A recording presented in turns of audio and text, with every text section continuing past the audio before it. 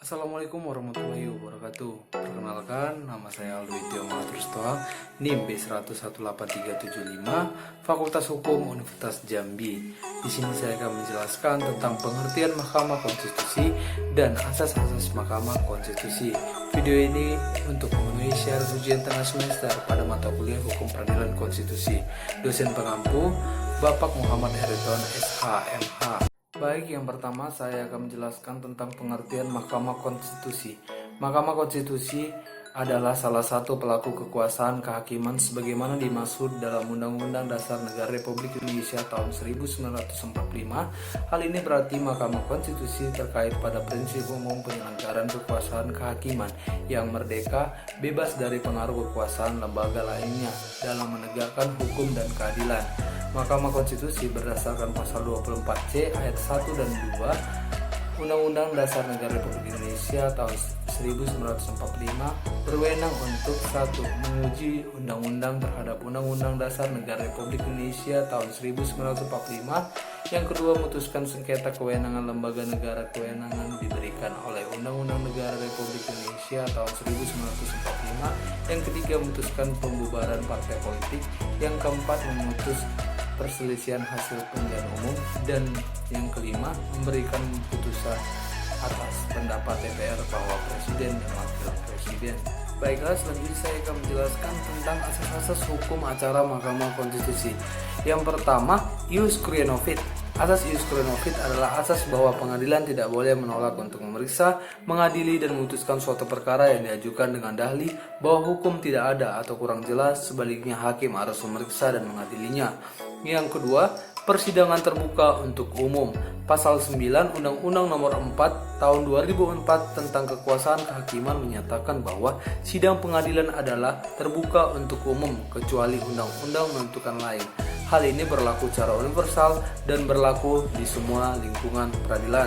Dalam pasal 40 ayat 1 Undang-Undang Nomor 24 Tahun 2003 tentang Mahkamah Konstitusi menentukan secara khusus bahwa sidang Mahkamah Konstitusi terbuka untuk umum kecuali rapat permusyawaratan hakim atau disingkat dengan RPH. Ketiga, independen dan imparsial. Untuk dapat memeriksa dan mengadili suatu perkara secara objektif, secara memutus dengan adil, hakim dan lembaga peradilan harus independen. Dalam arti tidak dapat intervensi oleh lembaga dan kepentingan apapun, serta tidak memihak kepada salah satu pihak yang berperkara atau imparsial.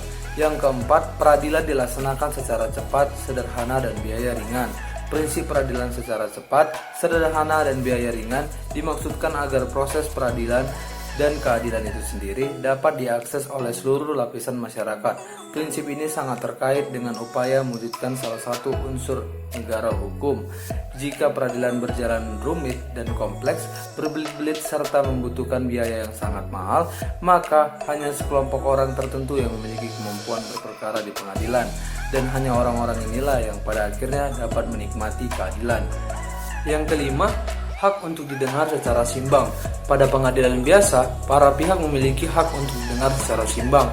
Para pihak dalam hal ini adalah pihak-pihak yang saling berhadapan-hadapan, baik sebagai tergugat, penggugat, pemohon, termohon, maupun penuntut terdakwa. Dalam peradilan MK, tidak selalu terdapat pihak-pihak yang saling berhadapan. Yang keenam, hakim aktif dalam persidangan. Sesuai dengan sifat perkara konstitusi yang selalu lebih banyak menyangkut kepentingan umum dan tegaknya konstitusi, maka hakim konstitusi dalam persidangan selalu aktif mengalih keterangan dan data baik dari alat bukti saksi, ahli, maupun pihak terkait. Hakim tidak hanya berpaku kepada alat bukti dan keterangan yang disampaikan oleh pemohon dan pihak terkait maupun dari keterangan saksi dalam ahli diajukan oleh pihak-pihak tersebut. Yang ketujuh, asas praduga keabsahan. Asas praduga keabsahan adalah bahwa tindakan penguasa dianggap sah sesuai dengan aturan hukum sampai dinyatakan sebaliknya. Berdasarkan asas ini, semua tindakan penguasa baik berupa produk hukum maupun tindakan konkret harus dianggap sah sampai ada pembatalan. Sah dalam hal ini berarti sesuai dengan asas hukum, ketentuan hukum baik dari sisi materi maupun prosedur yang harus ditempuh.